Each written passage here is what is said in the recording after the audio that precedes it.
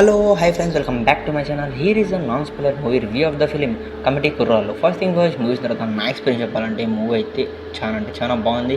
And మూవీలో కూడా చాలా మైనస్ పాయింట్స్ ఉన్నాయి, అలాగే ప్లస్ పాయింట్స్ ఉన్నాయి. ప్రతి ఒక్క దాని గురించి డీటెయిల్గా తెలుసుకుందాం. దానికన్నా ముందు మన వీడియోని చాలా మంది చూస్తున్నారు కానీ లైక్ మాత్రం చేసుకోవడం లేదు. So please like, share and subscribe to my channel. Let's dive in the video. Committee కుర్రాళ్ళు ఈ మూవీ గురించి చెప్పుకోవాలంటే, ఇంత మంచి మూవీ ఈ ఆగస్ట్ ఫస్ట్ వీక్లో వస్తుందని ఎక్స్పెక్ట్ చేయలేదు ఫ్రెండ్స్. చాలా బాగుంది.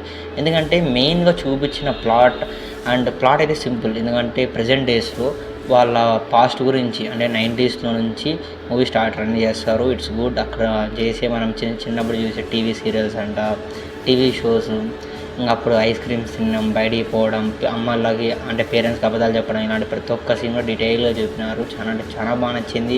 అండ్ అంతమంది గ్యాంగ్ ఉన్నోళ్ళు ఎలా విడిపోతారు, మళ్ళీ అదొక ఇంటర్వెల్ బ్యాంగ్, మళ్ళీ దాని తర్వాత సెకండ్ హాఫ్ రన్ చేసిన విధానం చాలా బాగుంది.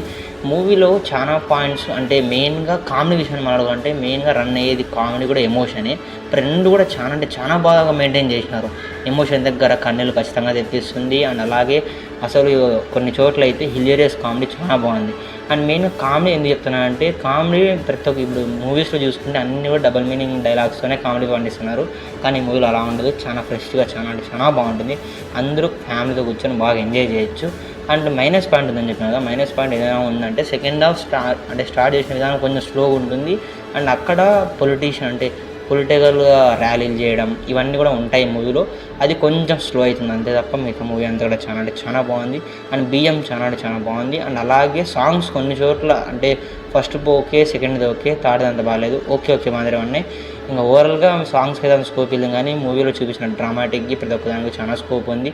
ఈ మూవీకి నేను ఇచ్చే రేటింగ్ అయితే 3.5 ఇస్తాను ఫ్రెండ్స్, 5కి.